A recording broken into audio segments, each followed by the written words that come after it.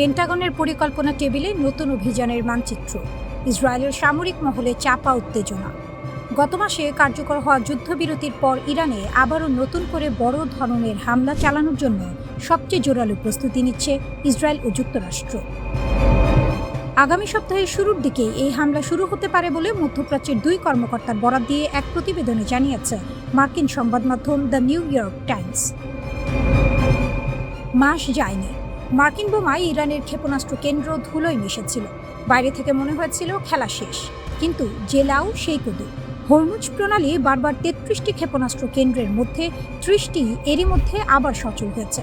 মার্কিন গোয়েন্দারা নিজেরাই স্বীকার করছেন ইরান তাদের ভূগর্ভস্থ স্থাপনাগুলোতে দ্রুত নিয়ন্ত্রণ পুনরুদ্ধার করেছে। ইরানের পার্লামেন্টের স্পিকার গালিবাফ সামাজিক মাধ্যমে লিখেছেন, যে কোনো আগ্রাসনের উপযুক্ত জবাব দিতে আমাদের সশস্ত্র বাহিনী প্রস্তুত। তারা বিস্মিত হবে। একথা ফাঁকা আওয়াজ নয়। যে জাতি ৪০ বছর ধরে অবরোধের মধ্যে টিকে থেকেছে, নিষেধাজ্ঞার শিকলে বাঁধা পড়েও নিজেদের পারমাণবিক কর্মসূচি চালিয়ে গেছে, তাদের সহজে ভাঙার কথা নয়। ওয়াশিংটনের দুই মুখ। ট্রাম্পের উপদেষ্টারা এখন দুই মেরুতে। একদল চাইছেন আলোচনার পথ খোলা রাখতে। তারা ইরানকে রাজি করাতে চাইছেন হরমুজ প্রণালী খুলে দিতে, যাতে ট্রাম্প নিজেকে বিজয়ী বলে দাবি করতে পারেন। অন্য দল চাইছেন আরও বোমা, আরও চাপ। পেন্টাগন ইতিমধ্যে পুরনো অপারেশন এপিক ফিউরির নতুন সংস্করণ তৈরি করে রেখেছে। নতুন নাম, পুরনো খেলা।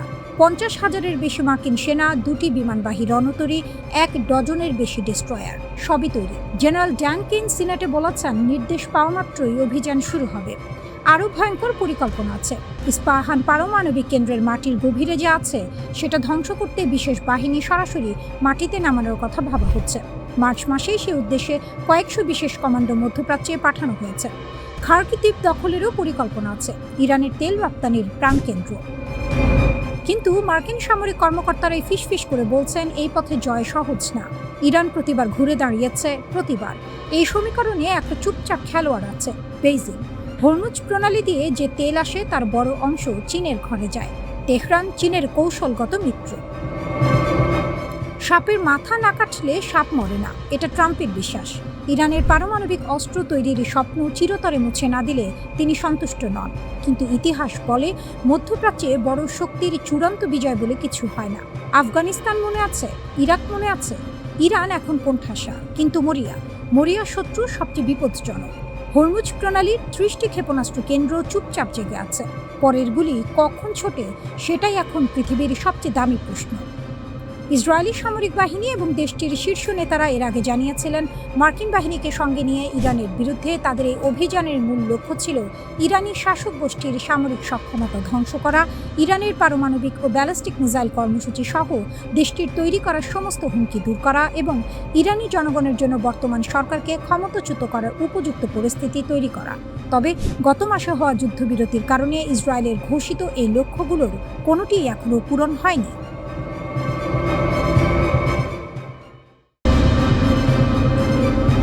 ইরানের সমৃদ্ধ ইউরেনিয়াম নিয়ে বিশ্ব রাজনীতির দাবার ছকে নতুন ঘুঁটি চলল। সেই ঘুঁটি চাললেন স্বয়ং ভ্লাদিমির পুতিন। মস্কোর সংবাদ সম্মেলনে রুশ প্রেসিডেন্ট ঘোষণা দিলেন, ইরানের সমৃদ্ধ ইউরেনিয়ামে পরিবহন ও সংরক্ষণ করতে রাশিয়া প্রস্তুত। কিন্তু তেহরান নীরব। পুতিন মনে করিয়ে দিলেন পুরনো অভিজ্ঞতার কথা। ২০১৫ সালে ঐতিহাসিক পরমাণু চুক্তি JCPOA এর অংশ হিসেবে ইরানের সমৃদ্ধ ইউরেনিয়ামের একটি বড় অংশ রাশিয়ায় স্থানান্তর করা হয়েছিল। সেটা সফলভাবে সম্পন্ন হয়েছিল। মস্কো বলছে, সেই পথে আবার হাঁটতে তারা রাজি। প্রস্তাবটা শুনতে মসৃণ, কিন্তু ভেতরে তার জটিলতা অনেক গভীর। পুতিন নিজেই জানালেন, আলোচনা কোথায় এসে থমকে গেছে। যুদ্ধে জড়িত সব পক্ষ প্রাথমিকভাবে একমত হয়েছিল যে ইরানের ইউরেনিয়াম দেশের বাইরে যাবে, কিন্তু তারপর ওয়াশিংটন দাবি তুলল, ইউরেনিয়াম যাবে শুধু আমেরিকায়, অন্য কোথাও নয়। সেই দাবি শুনে ইরানও কঠোর হয়ে গেল। এখানেই আসল দ্বন্দ্ব। ইরান মাটি থেকে তুলে নিজের হাতে দেয়া এক জিনিস, আর সেটা সরাসরি শত্রুর ঘরে তুলে দেয়া সম্পূর্ণ আলাদা জিনিস। আমেরিকার দাবি ফাঁদ না সমাধান? ওয়াশিংটনের যুক্তি হয়তো এই, ইরানের ইউরেনিয়াম রাশিয়ায় গেলে নিরাপদ নয়, কারণ মস্কো তেহরানের বন্ধু। সেই বন্ধু যে কোনো সময় সেটা ফিরিয়ে দিতে পারে, তাই আমেরিকার হাতে থাকলেই নিরাপদ। কিন্তু ইরানের দৃষ্টিকোণ থেকে ভাবুন, নিজের পরমাণু কর্মসূচির সবচেয়ে মূল্যবান সম্পদ, যেটি বছরের পর বছর ধরে নিষেধাজ্ঞা সহ্য করে, চাপ সামলে, প্রযুক্তি উদ্ভাবন করে তৈরি করা হয়েছে, সেটি এমন একটি দেশে পাঠাবে যে দেশ বারবার তাকে আক্রমণের হুমকি দিয়েছে, তার পরমাণু বিজ্ঞানীদের হত্যা করেছে, তার অবকাঠামোতে সাইবার হামলা চালিয়েছে। এটা সমাধান নয়, এটা আত্মসমর্পণ। ইরান তাই কঠোর হয়ে গেছে। পুতিনের প্রস্তাবে কার লাভ? রাশিয়ার এই প্রস্তাব নিছক মানবিক সাহায্যের হাত বাড়ানো নয়, এর পেছনে আছে কৌশলের ঠান্ডা হিসাব। প্রথমত, ইরানের ইউরেনিয়াম মস্কোতে থাকলে রাশিয়া হয়ে ওঠে অপরিহার্য মধ্যস্থতাকারী। যে কোনো ভবিষ্যৎ চুক্তিতে রাশিয়ার ভূমিকা নিশ্চিত, টেবিলে রাশিয়ার আসন পাকা। দ্বিতীয়ত, এই প্রস্তাব দিয়ে পুতিন আমেরিকাকে একটি বার্তা দিচ্ছেন, তুমি যদি ইউরেনিয়াম চাও, আমার মাধ্যমে এসো। ওয়াশিংটনকে মস্কোর দরজায় আসতে বাধ্য করার এটি একটি চতুর কৌশল। তৃতীয়ত, কাস্পিয়ানের গোপন সরবরাহ পথ দিয়ে ড্রোনের যন্ত্রাংশ পাঠানোর পর ইরানের ইউরেনিয়াম গ্রহণের ঘোষণা। এটি রাশিয়া ইরান ঐক্যকে আরও দৃশ্যমান করে তুলল। বিশ্বকে বুঝিয়ে দেওয়া হলো, এই জুটি কেবল বাগাড়ম্বর নয়, এটি কার্যকর অংশীদারিত্ব। তেহরান তাৎক্ষণিক কোনো মন্তব্য করেনি। অনেকে এই নীরবতাকে দুর্বলতা মনে করতে পারেন, কিন্তু এটি ইরানের পুরনো কৌশল। হরমুজে যখন আমেরিকান ডেস্ট্রয়ার তাড়া করে, তখন ইরান লাউডস্পিকারে হুঙ্কার দেয়। আবার যখন কূটনৈতিক টেবিলে সুবিধাজনক অবস্থানে থাকার প্রয়োজন, তখন চুপ থাকে। কথার জবাব না দিলে প্রতিপক্ষ অনুমানের মধ্যে ঘুরে। অনিশ্চয়তাই ইরানের কূটনৈতিক অস্ত্র। পুতিনের প্রস্তাব ইরানের জন্য একটি দরজা খুলে দিয়েছে। সে দরজা দিয়ে ইরান ঢুকবে কিনা, কখন ঢুকবে, কী শর্তে ঢুকবে, সেটা তেহরান ঠিক করবে নিজের সময় মতো।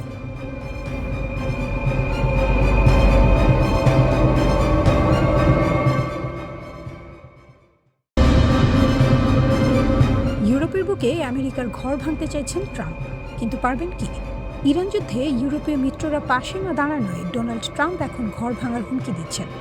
জার্মানি, ইতালি, স্পেন একে একে সব দেশ থেকে মার্কিন সেনা সরিয়ে নেওয়ার কথা বলছেন তিনি। কিন্তু বলা আর করা যে এক কথা নয়, সেটা ট্রাম্প নিজেও জানেন।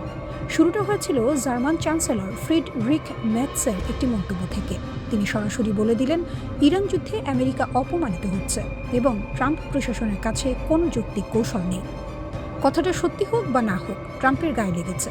রাগে ফুঁসে উঠে তিনি ট্রুথ সোশ্যালে মেটসকে কটাক্ষ করলেন, আর সঙ্গে ঘোষণা দিলেন জার্মানি থেকে 5,000 সেনা ফিরিয়ে আনা হবে। শুধু জার্মানি নয়, ইতালির প্রধানমন্ত্রী জর্জিয়া মেলোনি, যাকে ট্রাম্প একদিন প্রিয় বন্ধু বলতেন, তিনিও ইরান যুদ্ধের সমালোচনা করায় ট্রাম্পের রোষের মুখে পড়েছেন। ব্রিটিশ প্রধানমন্ত্রী স্টারমারকে উইনস্টন চার্চিল নন বলে খোঁচা দিতেও ছাড়েননি তিনি। স্পেন প্রসঙ্গে ট্রাম্পের মন্তব্য আরও তিত। স্পেনের ভূমিকা ছিল একেবারেই ভয়ঙ্কর। কিন্তু এই রাগের আগুনে ঘি ঢেলেছে আসলে ইরান। যে দেশকে দশকের পর দশক ধরে কোণঠাসা করে রাখার চেষ্টা হয়েছে, সেই ইরান আজ এমন এক অবস্থানে দাঁড়িয়ে যে পুরো পশ্চিমা জোটের কপালে ভাঁজ পড়েছে। ভূগর্ভস্থ মিসাইল শহর, হাজার হাজার ফুট পাথরের নিচে লুকানো অস্ত্র ভাণ্ডার। এই ইরানকে সামরিকভাবে ঘায়েল করা যাচ্ছে না। যুদ্ধ দীর্ঘ হচ্ছে, খরচ বাড়ছে, আর পশ্চিমা মিত্রদের মধ্যে ফাটল চড়া হচ্ছে। ইরান কার্যত নিজে না লড়েও শত্রুর শিবিরে ভাঙন ধরিয়ে দিচ্ছে। এটাই তার সবচেয়ে বড় কূটনৈতিক জয়। এবার আসা যাক আসল প্রশ্নে, ট্রাম্প কি সত্যি ইউরোপ থেকে সেনা সরাতে পারবেন? পেন্টাগনের হিসাব বলছে, শুধু জার্মানি, ইতালি আর স্পেনে মোট 53,000-এর বেশি মার্কিন সেনা আছেন। পুরো ইউরোপে সংখ্যাটা প্রায় 68,000। এই বিশাল বাহিনী রাতারাতি গুটিয়ে নেওয়া অত সহজ নয়। জার্মানির রামস্টেন এয়ারবেস, ইতালির নেপলস এবং ভিসেন্টার ঘাঁটি, স্পেনের জিব্রাল্টার সংলগ্ন নৌঘাঁটি, এগুলো শুধু ব্যারাক নয়, মধ্যপ্রাচ্যের যুদ্ধেও এগুলো লজিস্টিক মেরুদণ্ড হিসেবে কাজ করছে। জার্মানির ল্যান্ডস্টুল হাসপাতাল ইউরোপ, মধ্যপ্রাচ্য, আফ্রিকার আহত মার্কিন সেনাদের চিকিৎসার একমাত্র বড় কেন্দ্র। তার উপর আছে আইনের দেওয়াল। 2026 সালে ন্যাশনাল ডিফেন্স অথরাইজেশন অ্যাক্ট স্পষ্ট বলছে, ইউরোপে মার্কিন সেনা সংখ্যা 75,000-এর নিচে নামানো যাবে না। কংগ্রেস এই ব্যাপারে ট্রাম্পের পথ আটকে দিতে পারে, আগেও দিয়েছে। 2020 সালেও একই হুমকি দিয়েছিলেন ট্রাম্প। কংগ্রেসের বাধায় সে পরিকল্পনা ভেস্তে গিয়েছিল। তাহলে কি সব কথার কথা? পুরোটা নয়। পেন্টাগন জার্মানি থেকে 5,000 সেনা সরানোর ঘোষণা দিয়েছে। এটা প্রতীকী হলেও বার্তাটা স্পষ্ট। ইউরোপীয় মিত্ররা যদি আমেরিকার যুদ্ধে কাঁধ না মেলায়, তাহলে আমেরিকার ছাতাও সরে যাবে। কিন্তু এই ছাতা সরানো যতটা সহজ বলছেন ট্রাম্প, বাস্তবে ততটা নয়। আর ইরান সেটা জানে বলেই নির্বিকারে বসে শত্রুর ঘরের আগুন দেখছে।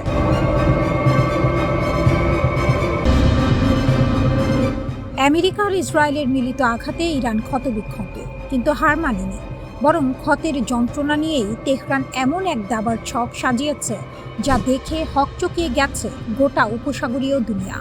আহত বাঘ সবচেয়ে বিপজ্জনক, এই সত্য আজ হাড়ে হাড়ে টের পাচ্ছে রিয়াদ থেকে আবুধাবি। যুদ্ধের ধোঁয়া এখনো পুরোপুরি কাটেনি। মার্কিন ইসরায়েলি ক্ষেপণাস্ত্রের আঘাতে ইরানের অবকাঠামো বিধ্বস্ত, কিন্তু তেহরানের কূটনৈতিক মেরুদণ্ড টানটান। ইরানের পররাষ্ট্রমন্ত্রী যখন নয়াদিল্লিতে ব্রিক্স সম্মেলনে যোগ দিচ্ছেন, তখন একই সময়ে উপসাগরে ইরানি কর্মকাণ্ড চলছে অব্যাহত গতিতে। এটাই ইরানের রণকৌশল, এক হাতে কূটনীতি, অন্য হাতে শক্তি প্রদর্শন। সৌদি আরব পরিস্থিতি বুঝতে পেরেছে। রিয়াদের বিশ্লেষকরা একটাই কথা বলছেন, ইরান জাবান নয়, আহত হয়েছে কিন্তু নিঃশেষ হয়নি। তাই সৌদি আরব এখন বন্ধ দরজার আড়ালে এক অভূতপূর্ব প্রস্তাব নিয়ে মাঠে নেমেছে, একটি আঞ্চলিক অনাক্রমণ চুক্তি, ইরানকে কেন্দ্রে রেখেই। মধ্যপ্রাচ্যের দেশগুলো এবং ইরানকে নিয়ে আগ্রাসন বিরোধী একটি চুক্তির প্রস্তাব দিয়েছে সৌদি আরব।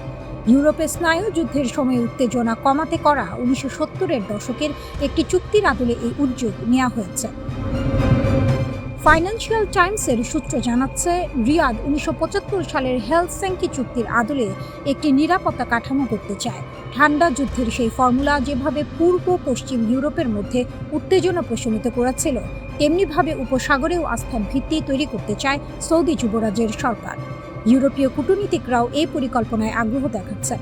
এটা ছোট কথা নয়, ইরান বিরোধী শিবির থেকে স্বীকৃতি মিলছে যে তেহরানকে বাদ দিয়ে উপসাগরের সমীকরণ মেলে না। সৌদি আরবের অনাক্রমণ প্রস্তাবে একটি বিরাট ফাঁকি আছে। ইসরায়েলকে বাদ দিলে চুক্তি অর্থহীন, আর ইসরায়েলকে নিলে ইরান টেবিলে আসবে না। গাজা যুদ্ধের পর আরব জনমত ইসরায়েলকে সংঘাতের মূল উৎস হিসেবে দেখছে। ফলে এই আস্থার চুক্তি যেন চারদিকে দেয়ালের ঘরে আলো খোঁজার মতো। তবু ইরান নায়কের আসনেই থাকছে, শুধু শক্তি প্রদর্শনের জন্য নয়, কারণ পুরো অঞ্চলের নিরাপত্তার সমীকরণ তেহরানকে কেন্দ্রে রেখেই লেখা হচ্ছে। ইরানকে ছাড়া মধ্যপ্রাচ্যের কোনো শান্তির নকশা সম্পূর্ণ হয় না। এই বাস্তবতা এখন শত্রু মিত্র সবাই মানছে। উপসাগরের ঢেউ সাক্ষী, ঘায়েল ইরান এখনও দাবার ছকের সবচেয়ে শক্তিশালী খুঁটি।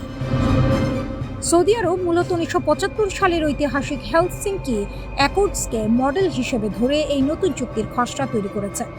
তৎকালীন সোভিয়েত ইউনিয়ন, যুক্তরাষ্ট্র ও ইউরোপীয় দেশগুলোর মধ্যে স্বাক্ষরিত ওই চুক্তি দ্বিতীয় বিশ্বযুদ্ধ পরবর্তী ইউরোপের সীমানাকে স্বীকৃতি দিয়েছিল। একই সঙ্গে সব পক্ষ মানবাধিকার রক্ষা এবং অর্থনৈতিক, বৈজ্ঞানিক ও মানবিক বিষয়ে পারস্পরিক সহযোগিতার বিষয়ে একমত হয়েছিল। আরব এক কূটনৈতিক ফাইন্যান্সিয়াল টাইমসকে বলেছেন, মধ্যপ্রাচ্যের জন্য এমন একটি চুক্তিকে বেশিরভাগ আরব ও মুসলিম দেশের পাশাপাশি ইরানও স্বাগত জানাবে। তবে ইরান এর আগে উপসাগরীয় দেশগুলোকে তাদের অঞ্চলে থাকা মার্কিন সামরিক ঘাঁটিগুলো বন্ধ করার আহ্বান জানিয়েছিল। বিশেষজ্ঞরা মনে করছেন, আরব দেশগুলোর সঙ্গে ইরানের উত্তেজনা কমাতে পারে এমন যে কোনো আনুষ্ঠানিক চুক্তির তীব্র বিরোধিতা করবে ইসরায়েল। এছাড়া কৌশলগতভাবে অত্যন্ত গুরুত্বপূর্ণ হরমুজ প্রণালীর মতো সংবেদনশীল বিষয়গুলো এই চুক্তিতে কিভাবে সমাধান করা হবে তাও পরিষ্কার নয়।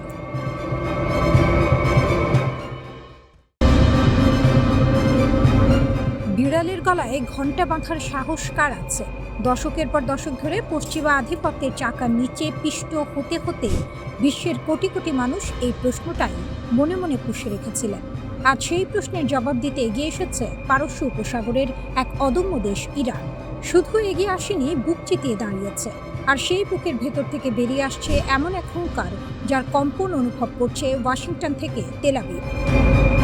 ইরানের পার্লামেন্টের জাতীয় নিরাপত্তা ও পররাষ্ট্র নীতি কমিশনের মুখপাত্র ইব্রাহিম রাজাই সোশ্যাল মিডিয়ায় মাত্র একটি বাক্য লিখেছেন, কিন্তু সেই একটি বাক্যই যেন বিশ্ব রাজনীতির বুকে আগ্নেয়গিরির লাভা ঢেলে দিয়েছে।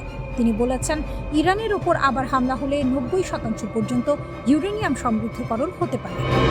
শুনতে প্রযুক্তিগত মনে হলেও এই 90% সংখ্যাটি আন্তর্জাতিক পরমাণু শক্তি সংস্থার ভাষায় অস্ত্রমানের ইউরেনিয়ামের একেবারে দোরগোড়ায় দাঁড়িয়ে থাকার সংকেত।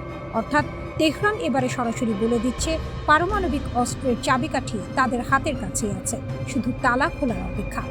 এতদিন ইরান সবসময় বলে এসেছে তাদের পারমাণবিক কর্মসূচি শান্তিপূর্ণ, বিদ্যুৎ উৎপাদন, চিকিৎসা গবেষণা, বৈজ্ঞানিক উন্নয়নের জন্য। কিন্তু এখন সেই আনুষ্ঠানিক ভাষ্যের মুখোশ সরিয়ে তেহরান যে বার্তা দিচ্ছে তা স্পষ্ট।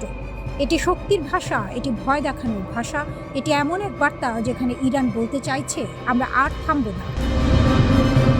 ইরান কখনোই তাদের পারমাণবিক ও ক্ষেপণাস্ত্র কর্মসূচি থেকে এক চুলো পিছিয়ে আসবে না।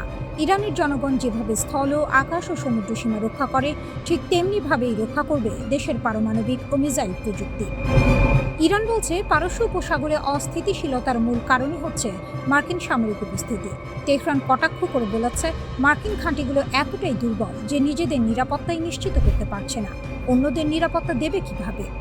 পার্লামেন্ট স্পিকার মোহাম্মদ বাঘের গালিবাফ এই উত্তপ্ত পরিস্থিতিতে আরেক দফা ঠান্ডা জল ঢেলে দিয়েছেন প্রতিপক্ষের ঘাড়ে। তিনি স্পষ্ট বলেছেন, ইরানের সশস্ত্র বাহিনী এখন পুরোপুরি প্রস্তুত। যে কোনো উস্কানি, যে কোনো হামলা, যে কোনো আকস্মিক আক্রমণের জন্য বিকল্প পরিকল্পনাও তৈরি। আর সেই পরিকল্পনা দেখলে প্রতিপক্ষ বিস্মিত হবে। গত ফেব্রুয়ারিতে যুক্তরাষ্ট্র ও ইসরায়েলের যৌথ হামলার পর পরিস্থিতি যখন দ্রুত বদলে যাচ্ছিল, তেহরান পাল্টা জবাবে শুধু ইসরায়েল নয়, উপসাগরীয় অঞ্চলে মার্কিন মিত্রদের লক্ষ্য করে অভিযান শুরু করে। এরপর যখন হরমুজ প্রণালী বন্ধ হয়ে গেল, তখন বিশ্ব বুঝে গেল এটি কেবল আঞ্চলিক সংঘাত নয়, এটি বৈশ্বিক অর্থনীতির টুটি চেপে ধরার ক্ষমতার লড়াই। পাকিস্তানের মধ্যস্থতায় এপ্রিলে অস্থায়ী যুদ্ধবিরতি হলেও মূল প্রশ্নগুলো অমীমাংসিতই রয়ে গেছে। দুই পক্ষ প্রকাশ্যে কঠোর অবস্থানে অনড়। এক পক্ষ বলছে পিছাবে না, অন্য পক্ষ বলছে ভয় পায় না। আর এই দুই জেদের মাঝখানে বিশ্বের তেলের বাজার, শিপিং রুট আর বৈশ্বিক নিরাপত্তা সবই যেন ঝুলে আছে এক সুতোয়। যুক্তরাষ্ট্র ভেবেছিল চাপ বাড়ালেই ইরান নরম হবে, কিন্তু মধ্যপ্রাচ্যের এই অদম্য ঘোড়া উল্টো বার্তায় দিল, যুদ্ধ চায় না, কিন্তু যুদ্ধ চাপিয়ে দিলে জবাব হবে দাঁত ভাঙা। ইরানের হুঙ্কারে আজ ওয়াশিংটন যেন ভেজা বিড়াল, না পারছে পাল্টা হুমকি দিতে, না পারছে সরাসরি হামলায় যেতে। পরাশক্তির তালিকায় নতুন নাম লেখানোর দ্বারপ্রান্তে দাঁড়িয়ে ইরান। ইসরায়েল আর আমেরিকার দুঃস্বপ্ন এবার বাস্তব রূপ নিতে চলেছে কি?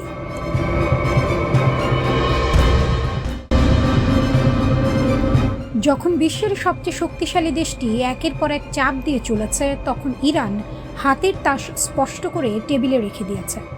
আমাদের কাছে 90% সমৃদ্ধ ইউরেনিয়ামের রাস্তা খোলা আছে, ইরানের হুমকি। ইরানের পার্লামেন্টের জাতীয় নিরাপত্তা কমিশনের মুখপাত্র ইব্রাহিম রেজাই সামাজিক মাধ্যমে সরাসরি জানিয়ে দিয়েছেন, আবারও হামলা হলে 90% পর্যন্ত ইউরেনিয়াম সমৃদ্ধকরণ পার্লামেন্টে পর্যালোচনা করা হবে। 90% মানে অস্ত্র গ্রেড, যে দোরগোড়ায় পা রাখলে বিশ্বের সমীকরণ পাল্টে যায়। ইরান সেই দোরগোড়ায় দাঁড়িয়ে আছে, ভেতরে ঢোকেনি, কিন্তু বলছে দরজা আমার হাতে। এই বার্তাটি বুঝতে হলে পেছনের ইতিহাস মাথায় রাখতে হবে। 2015 সালে 6 বিশ্বশক্তির সঙ্গে ইরান একটি পারমাণবিক চুক্তি স্বাক্ষর করেছিল। বিনিময়ে মিলেছিল নিষেধাজ্ঞায় কিছুটা শিথিলতা। কিন্তু ট্রাম্প তার প্রথম মেয়াদে সেই চুক্তি থেকে একতরফাভাবে বেরিয়ে গেলেন। সাপও গেল, লাঠিও গেল। ইরান পেল কি? শূন্য হাত আর পুরনো নিষেধাজ্ঞা। সে অপমানের জবাবে ইরান চুপ করে বসে থাকেনি। গত 8 বছরে প্রায় 11,000 কিলোগ্রাম সমৃদ্ধ ইউরেনিয়াম জমা করেছে। এটি ক্রোধের প্রতিক্রিয়া নয়, এটি কৌশলের ফসল। আন্তর্জাতিক পরমাণু শক্তি সংস্থা IAEA বলছে, ইরানের কাছে এখন প্রায় 441 কিলোগ্রাম 60% সমৃদ্ধ ইউরেনিয়াম আছে। প্রযুক্তিগত অর্থে ইরান এক পা পিছিয়ে দাঁড়িয়ে আছে, আর সেই এক পায়েরই দূরত্বই তার সবচেয়ে বড় শক্তি। ওয়াশিংটন এখন চাইছে সেই মজুদ এখনই সরাও, এখনই ধ্বংস করো, ঘরে বসে সমৃদ্ধকরণ বন্ধ করো, যেন কাউকে নিরস্ত্র করে তারপর তার সঙ্গে দর কষাকষি করা হবে। ইরান সেই ফাঁদে পা দিতে রাজি নয়। তেহরানের বক্তব্য স্পষ্ট, আগে যুদ্ধ আনুষ্ঠানিকভাবে শেষ হোক, নিষেধাজ্ঞা উঠুক, তারপর পারমাণবিক প্রশ্ন। ট্রাম্প ইরানের সর্বশেষ কূটনৈতিক প্রস্তাবকে আবর্জনা বলেছেন, পুরোটা না পড়েই। অথচ সেই প্রস্তাবে ছিল মজুদের একাংশ লঘু করা এবং বাকি অংশ তৃতীয় দেশে সাময়িক স্থানান্তরের প্রস্তাব, যা নেহাত কম ছাড় নয়। কিন্তু যার মনে আপোষ নেই, তার কানে সমঝোতার কথা ঢোকে না। ট্রাম্প বলছেন, যুদ্ধবিরতি এখন লাইফ সাপোর্টে, কিন্তু যে রোগী নিজের পায়ে হাঁটতে পারে তাকে লাইফ সাপোর্টের ভয় দেখানো যায় না। ইরানের পাল্টা বক্তব্য এসেছে মুখপাত্র বাগাইর কণ্ঠে, আমাদের অবস্থান সার্বভৌমত্বের, আঞ্চলিক স্থিতিশীলতার এবং ইরানি জনগণের স্বার্থে। যখন লড়তে বাধ্য করা হবে, লড়ব। এই বাক্যে কোনো আস্ফালন নেই, এতে আছে সেই শান্ত দৃঢ়তা যা আসে দশকের পর দশক চাপ সহ্য করে টিকে থাকার অভিজ্ঞতা থেকে। ইস্পাহান পারমাণবিক কেন্দ্রে গত বছর বিমান হামলা হয়েছে, এবছরও হয়েছে। IAEA বলছে, সেই মজুদের বেশিরভাগ এখনও সেখানেই থাকতে পারে, তবে নিশ্চিত নয়। এই অনিশ্চয়তাই ইরানের সবচেয়ে বড় কূটনৈতিক হাতিয়ার। যে মজুদের অবস্থান জানা নেই, যে শক্তির সীমা অনুমান করা কঠিন, সেই শক্তিকে ভয় করতে হয়। প্রেসিডেন্ট পেজিশকিয়ান বলেছেন তেহরানে শত্রুর সামনে মাথা নোয়াবে না।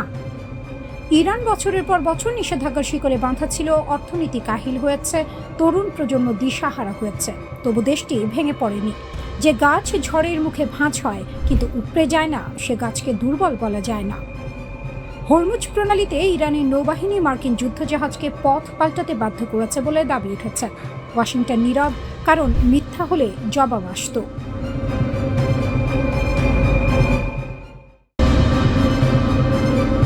একদিকে হরমুজ প্রণালীতে ইরানের সেই ঘাতক ডলফিন সাবমেরিনের মহড়া, আর অন্যদিকে তেহরানের এক হাড় হিম করা হুঁশিয়ারি। শত্রুরা এমন এক যুদ্ধের মুখোমুখি হতে যাচ্ছে যার জন্য তারা স্বপ্নেও প্রস্তুতি নেয়নি। পশ্চিমা বিশ্ব যখন মনে করেছিল তারা ইরানের সব হাড়ির খবর জানে, ঠিক তখনই তেহরান বোমা ফাটালো।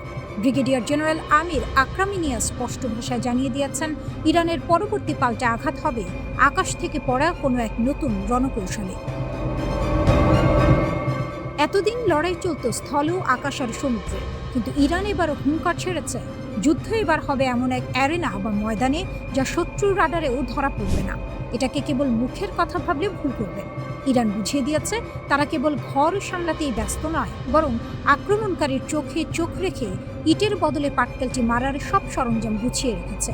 তাদের এই নতুন যুদ্ধের ধরন সম্ভবত সাইবার স্পেস থেকে শুরু করে মহাকাশ কিংবা সম্পূর্ণ অপ্রচলিত কোনো মারণাস্ত্র হতে পারে।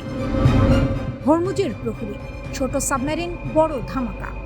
হরমুজ প্রণালীতে এখন ইরানের চাঁদের হাট, তবে সেটি আলোর নয় বরং আধুনিক মারণাস্ত্র। নৌবাহিনীর প্রধান রিয়ার অ্যাডমিরাল শাহরাম ইরানি নিশ্চিত করেছেন যে তাদের হালকা ওজনের সাবমেরিনগুলো এখন সম্পূর্ণ প্রস্তুত। এগুলো কেবল পানির নিচে ভেসে থাকা লোহার টুকরো নয়, বরং এগুলো এক একটি পানির বাঘ।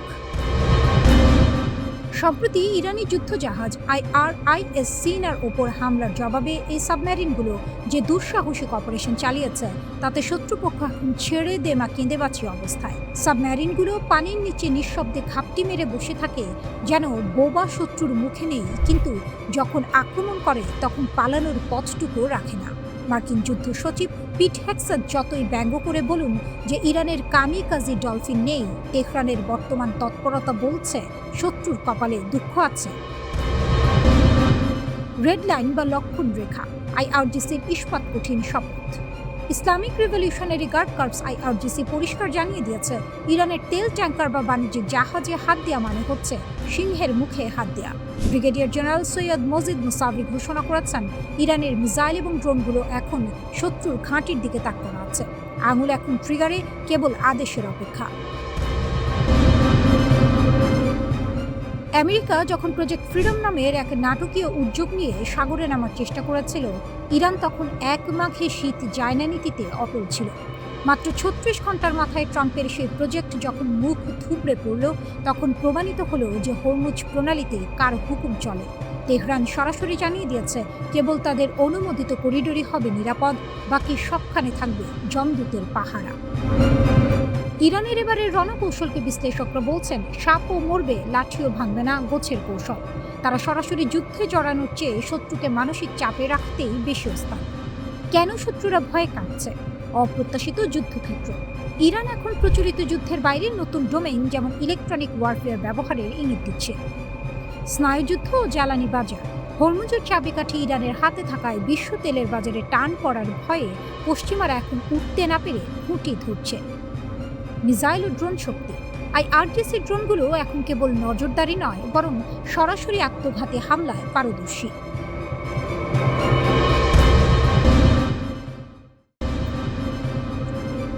তেহরানের গোপন অস্ত্রভাণ্ডার ওয়াশিংটনের ঘুম কেড়েছে। মধ্যপ্রাচ্যের আকাশে এখন যুদ্ধের মেঘ। পারস্য উপসাগরে 3টি মার্কিন বিমানবাহী রণতরী নোঙর ফেলে বসে আছে। 12টি যুদ্ধজাহাজ, 200-রও বেশি যুদ্ধ বিমান, 15,000 সেনা। কাগজে কলমে এই শক্তি অপ্রতিরোধ্য, কিন্তু ওয়াশিংটনের কপালে এখনও চিন্তার ভাঁজ। কারণ যার মুখোমুখি হতে হচ্ছে সে কাঁচা খেলোয়াড় নয়। তেহরান দশকের পর দশক ধরে এই দিনের জন্যই তৈরি হয়েছে। প্রশ্নটা সহজ, উত্তরটা জটিল। ইরানের কাছে আসলে কি আছে?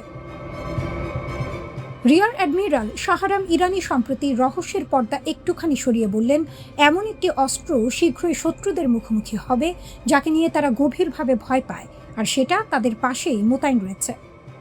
কি সেই অস্ত্র? খোলাসা করেননি তিনি, কিন্তু এই নীরবতাই যেন হাজার কথা বলে। ইরানের সর্বোচ্চ নেতা জানিয়েছেন, পারমাণবিক ও ক্ষেপণাস্ত্র কর্মসূচি আমাদের জাতীয় সম্পদ। সামুদ্রিক, স্থল ও আকাশসীমার মতোই আমরা এটি রক্ষা করব। মিসাইলের হিসাবটা এখানে গুরুত্বপূর্ণ। মার্কিন সামরিক বাহিনী যে ডার্ক ইগল হাইপারসনিক মিসাইল মোতায়েনের কথা ভাবছে, সেটি 5 ম্যাক গতিতে ছোটে 2776 কিলোমিটার দূরের লক্ষ্যে আঘাত করতে পারে। শুনতে ভয়ঙ্কর লাগে, কিন্তু মাত্র 14 কেজি বিস্ফোরক বহন ক্ষমতা, এটা জানলে ছবিটা পাল্টে যায়। অন্যদিকে ইরানের খোররামশার 4 ব্যালিস্টিক মিসাইল 2000 কিলোমিটারের বেশি পাল্লায় 1500 কেজি ওয়ারহেড বহন করতে সক্ষম। তুলনাটা অনেকটা ছুরি দিয়ে তলোয়ারের মোকাবিলা করার মতো।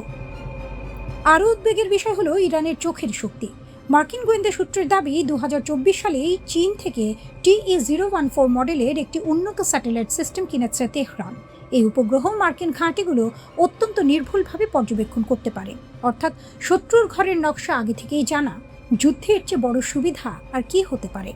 পেন্টাগনের অনুমান ছিল ইরানের আকাশে প্রতিরক্ষা ভঙ্গুর, কিন্তু বাস্তবে মার্কিন বায়ুসেনার F-15 স্ট্রাইক ইগল ভূপাতিত হওয়ার খবর সেই হিসাব উল্টে দিয়েছে। যে দেশকে কাগজে বাঘ ভাবা হয়েছিল, সে রীতিমতো নখর দেখিয়ে দিল। আর ইসরায়েলি সামরিক সূত্রের স্বীকারোক্তি আরও চমকপ্রদ।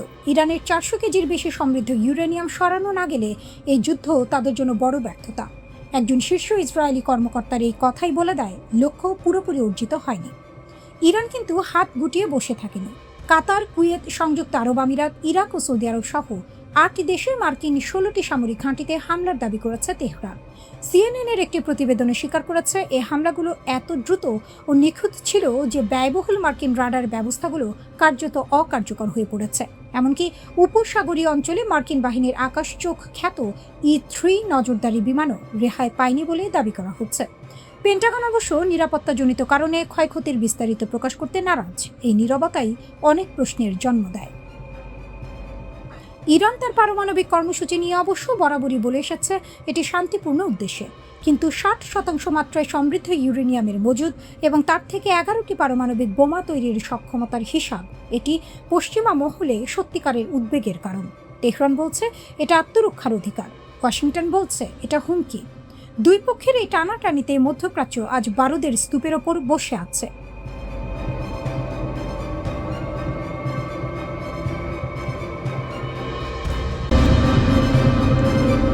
বেইজিংয়ে ট্রাম্প নতজানু, নয়াদিল্লিতে তেহরানের মাথা উঁচু। যুদ্ধ শেষে নতুন দুনিয়ার নতুন হিসাব। ইতিহাস কখনো কখনো একই দিনে দুটো ছবি আঁকে, পাশাপাশি কিন্তু সম্পূর্ণ বিপরীত। একদিকে বেইজিং, আমেরিকার প্রেসিডেন্ট ডোনাল্ড ট্রাম্প চীনের মাটিতে, পাশে বড় বড় ব্যবসায়ী, রাজনীতিক জাঁকজমক আছে, কিন্তু ভেতরে ফাঁকা। শরীরের ভাষা বলছে এই সফর আত্মবিশ্বাসের নয়, বাধ্যবাধকতার।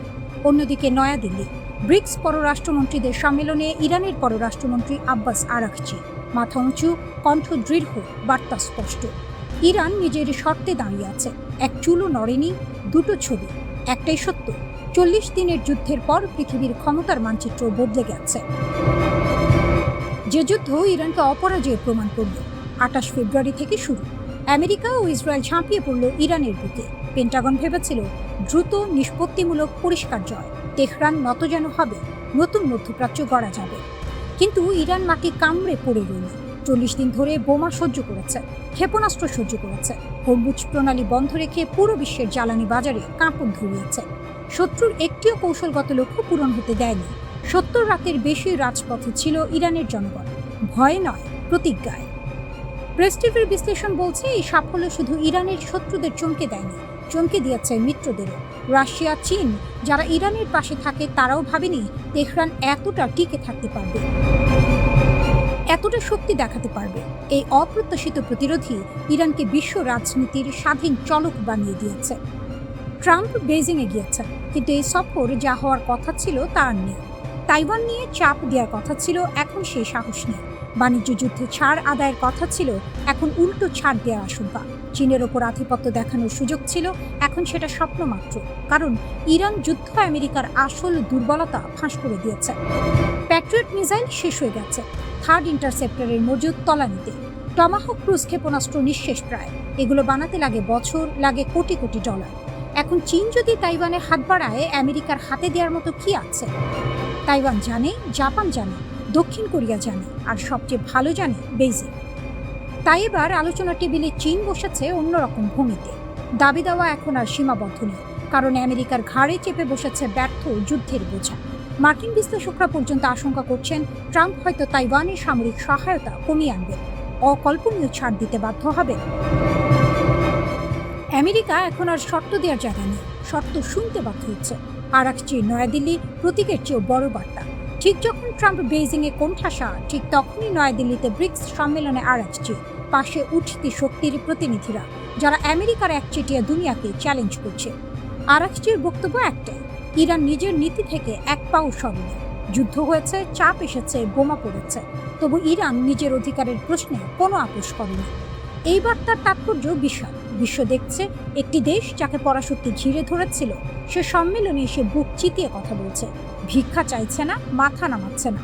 এই দৃশ্যটাই নতুন পৃথিবীর ঘোষণাপত্র।